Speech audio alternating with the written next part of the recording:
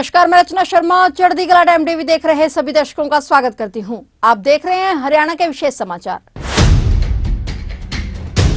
हरियाणा के मुख्यमंत्री मनोहर लाल ने श्री गुरु गोविंद सिंह जी महाराज के प्रकाशोत्सव पर गुरुद्वारा लखनौर साहिब में माथा टेककर गुरु जी का आशीर्वाद प्राप्त किया। मुख्यमंत्री मनोहर लाल ने श्री गुरु गोविंद सिंह जी के प्रकाश उत्सव पर बुधवार को जिला अंबाला में गुरुद्वारा लखनौर साहिब में माथा टेककर गुरु जी का आशीर्वाद प्राप्त किया और देश व प्रदेशवासियों की समृद्धि, भलाई और खुशहाली के लिए अरदास की। मुख्यमंत्री ने उपस्थित साध संगत को गुरु गोविंद सिंह जी के प्रकाश उत्सव की लख लख बधाई देते हुए कहा कि सारे देश में गुरु गोविंद सिंह जी का प्रकाश उत्सव धूमधाम से मनाया जा रहा है। गुरुद्वारा लखनौर साहिब, जो कि गुरु गोविंद सिंह जी का ननिहाल है और यहाँ पर उनकी और उनकी माता की भी यादें इस गुरुद्वारा में संजोकर रखी हुई हैं। इस अवसर पर यहाँ आकर वे अपने आप को गौरवान्वित महसूस कर रहे हैं। उन्होंने कहा कि जब हम अपने गुरुओं की बहादुरी, पराक्रम, कुर्बानी और बलिदान को याद करते हैं तो वह युवा पीढ़ी के लिए प्रेरणा का स्रोत है। श्री गुरु गोविंद सिंह जी और उनके परिजनों का इतिहास और पराक्रम हम सबको प्रेरणा दे रहा है। देश, धर्म और कौम के लिए बलिदान देना कितना जरूरी है, यह हमें अपने गुरुओं के इतिहास से पता चलता है। इस मौके पर मुख्यमंत्री ने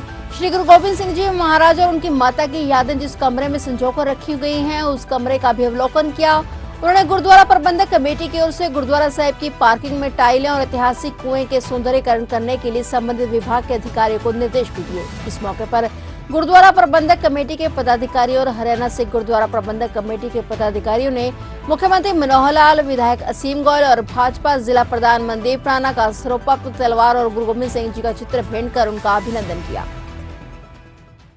आज इस वरीणे दिहाड़े ते श्री लखनौर साहब पिंड विखे असी सब इकट्ठे होए हाँ। जिस तरह आपको पता है कि आज गुरपुरब है, श्री गुरु गोविंद सिंह जी का जन्म दिहाड़ा सारे देश असी मना रहे हैं। जब उन्होंने याद करने आते बहादुरी दियां जिन्नियां सीमावां ने, जिन्नी कुर्बानी और बलिदानी उन्होंने परिवार ने, उन्होंने खुद ने, बच्चा ने, पिताजी ने जो एक इतिहास रचा है, वो अगे आने वाली पीढ़ियां वास्ते, सारी उम्र वास्ते कि इन्ना वड्डा प्रेरणा का एक स्रोत बन गया है कि कौम ते देश ते मरना, बलिदान देना, धर्म नूं बचाउणा एक कितना जरूरी काम है। बोले सो निहाल, श्री अकाल। प्यारे साध संगत जीओ, असी जिस पिंड विच बैठे हाँ, ये पिंड भी अपने आप एक प्रेरणा का स्रोत है, क्योंकि माता गुजर कौर वो इत्थों दे ही रहने वाले सन। अज भी जो मैंने दसिया गया कि गुरुद्वारा साहब ते विराजमान हैगे ही है, नाल निशानी वास्ते एक कोई खूह भी है इत्थे, और उन्होंने गुरु गोबिंद सिंह जी के बचपन दियां खेडां दी निशानी उस भी कोई ना कोई ना इत्थे गेंद साहब गुरुद्वारा, यानी खेडदे उत्थे गेंद जाके पई होनी है, गेंद खिदो खेड खेडी होनी है। तो उस करके इस पवित्र जगह ते असीं अज इकट्ठे होए हां। तुहानूं मैं सब नूं अपनी तरफों, हरियाणा सरकार की तरफों इस वरीणे दिहाड़े ते बहुत बहुत बधाई देना, बहुत बहुत शुभकामना करना। छोटे हुंदे सी गुरु साहब की याद च कई बारी गुणगुणाते रहंदे सी। पुरानियां कुछ पंक्तियां याद आईयां, बोलना शायद पीछे तुसीं बोल सको तो आनंद आएगा। पीता वारे आते लाल चारे वारे के हिंद तेरी शान बदले। पीता वारे आते लाल चारे वारे के हिंद तेरी शान वास्ते। आन बदले शान बदले, आन बदले शान बदले। पीता वारे आते लाल चारे वारे के हिंद तेरी शान बदले। वारे आते शान चारे वारे हिंद तेरी शान बदले। जन्म गुरां दा पटन साहिब दा, जन्म गुरां दा पटन साहिब दा। ਜਨਮ ਗੁਰਾਂ ਦਾ ਪਟਨ ਸਾਹਿਬ ਦਾ ਜਨਮ ਗੁਰਾਂ ਦਾ ਪਟਨਾ ਸਾਹਿਬ ਦਾ ਆਨੰਦਪੁਰ ਡੇਰੇ ਲਾਏ ਕਿ ਹਿੰਦ ਤੇਰੀ ਸ਼ਾਨ ਬਦਲੇ ਆਨੰਦਪੁਰ ਡੇਰੇ ਲਾਏ ਹਿੰਦ ਤੇਰੀ ਸ਼ਾਨ ਬਦਲੇ ਸ਼ਾਨ ਬਦਲੇ ਆਨ ਬਦਲੇ ਸ਼ਾਨ ਬਦਲੇ ਆਨ ਬਦਲੇ ਸ਼ਾਨ ਬਦਲੇ ਆਨ ਬਦਲੇ ਸ਼ਾਨ ਬਦਲੇ ਆਨ ਬਦਲੇ ਬੋਲੇ ਹੇਠ ਜਿਨ੍ਹਾਂ ਦੇ ਨੀਲਾ ਘੋੜਾ ਹੇਠ ਹੇਠ ਜਿਨ੍ਹਾਂ ਦੇ ਨੀਲਾ ਘੋੜਾ ਹੇਠ ਜਿਨ੍ਹਾਂ ਦੇ ਨੀਲਾ ਕੋੜਾ ਹੱਥ ਵਿੱਚ ਬਾਜ ਸੁਹਾਏ ਕਿ ਹਿੰਦ ਤੇਰੀ ਸ਼ਾਨ ਬਦਲੇ ਹੱਥ ਵਿੱਚ ਬਾਜ ਸੁਹਾਏ ਹਿੰਦ ਤੇਰੀ ਸ਼ਾਨ ਬਦਲੇ ਸ਼ਾਨ ਬਦਲੇ ਆਨ ਬਦਲੇ ਸ਼ਾਨ ਬਦਲੇ ਆਨ ਬਦਲੇ ਸ਼ਾਨ ਬਦਲੇ ਆਨ ਬਦਲੇ ਸ਼ਾਨ ਬਦਲੇ ਆਨ ਬਦਲੇ ਚਲੋ ਸਿੰਘੋ ਚਲ ਦਰਸ਼ਨ ਕਰੀਏ ਚਲੋ ਸਿੰਘੋ ਚੱਲ ਦਰਸ਼ਨ ਕਰੀਏ ਚਲੋ ਵੀਰੋ ਚਲ ਦਰਸ਼ਨ ਕਰੀਏ ਚਲੋ ਵੀਰੋ ਚੱਲ ਦਰਸ਼ਨ ਕਰੀਏ ਗੁਰੂ ਗੋਬਿੰਦ ਸਿੰਘ ਆਏ ਕਿ ਹਿੰਦ ਤੇਰੀ ਸ਼ਾਨ ਬਦਲੇ ਗੁਰੂ ਗੋਬਿੰਦ ਸਿੰਘ ਆਏ ਹਿੰਦ ਤੇਰੀ ਸ਼ਾਨ ਬਦਲੇ ਸ਼ਾਨ ਬਦਲੇ ਆਨ ਬਦਲੇ ਸ਼ਾਨ ਬਦਲੇ ਆਨ ਬਦਲੇ ਸ਼ਾਨ ਬਦਲੇ ਆਨ ਬਦਲੇ ਸ਼ਾਨ ਬਦਲੇ ਆਨ ਬਦਲੇ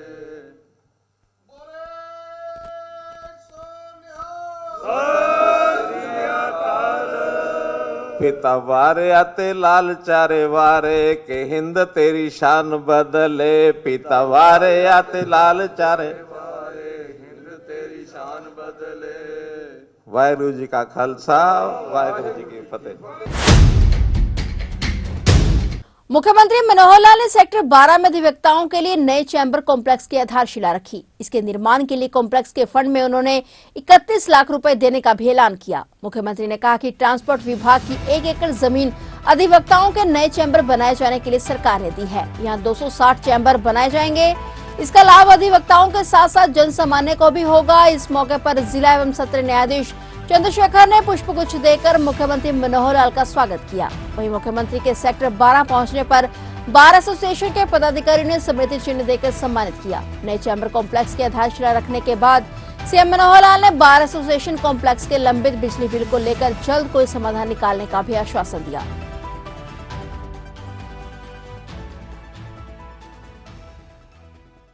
मकर संक्रांति का ये उत्सव है और जैसा हम जानते हैं कि मकर संक्रांति के दिन सूर्य और पृथ्वी की जो दिशा रहती है उसमें एक परिवर्तन आता है कि सूर्य दक्षिणायन से उत्तरायण की ओर प्रवेश करता है। हमारे जीवन में अंधकार से उज्ज्वलता की ओर ले जाने का ये दिन है और मैं शुभकामना करता हूँ सभी अपने करनाल निवासियों से भी और पूरे प्रदेश के लोगों के भी जीवन में उज्ज्वलता आए और उनका ये जीवन सफल रहे।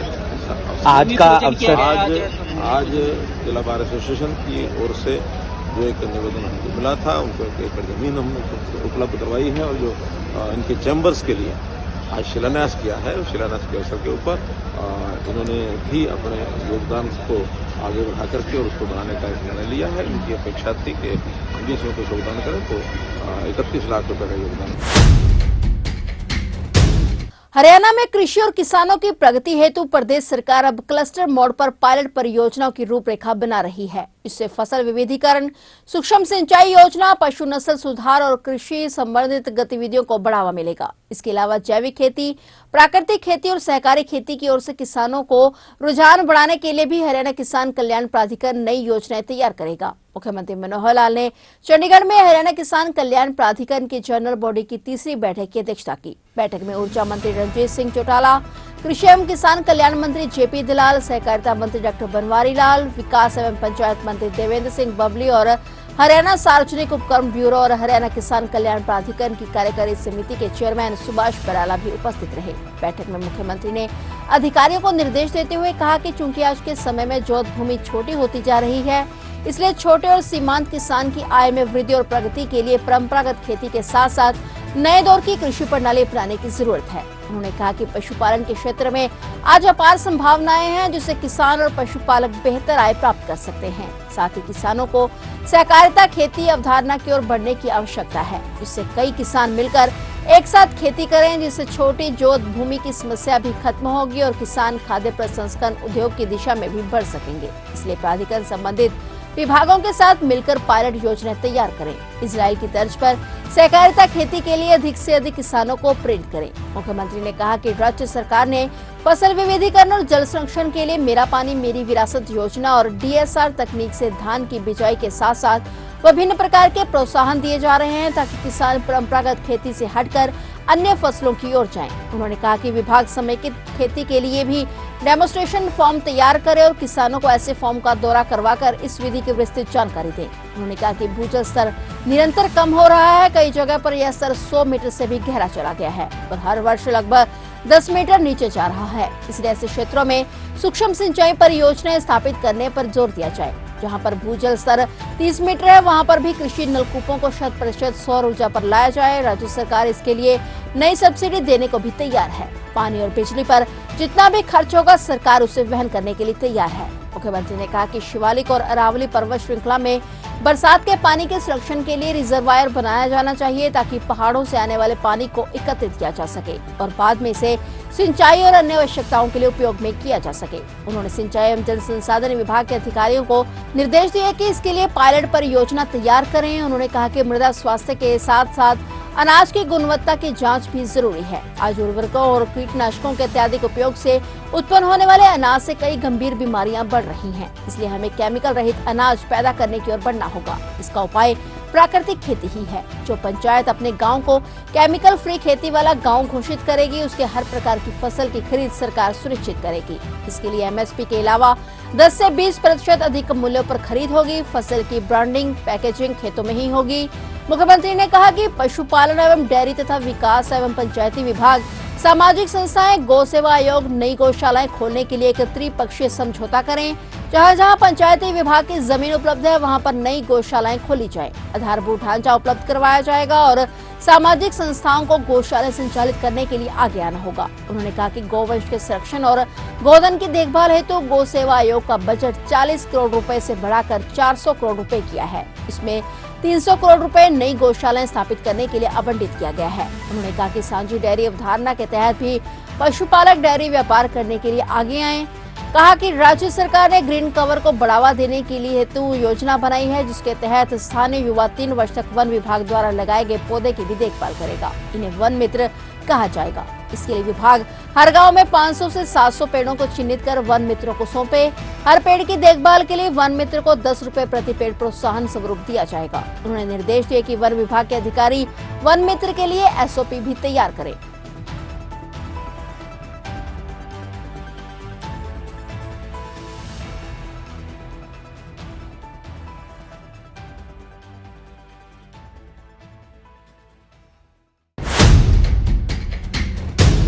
तो ये थे हरियाणा के विशेष समाचार। और नए समाचारों के साथ फिर से हाजिर होंगे। तब तक के लिए देखते रहिए चढ़ती कला टाइम टीवी और अब मुझे दीजिए इजाजत। धन्यवाद।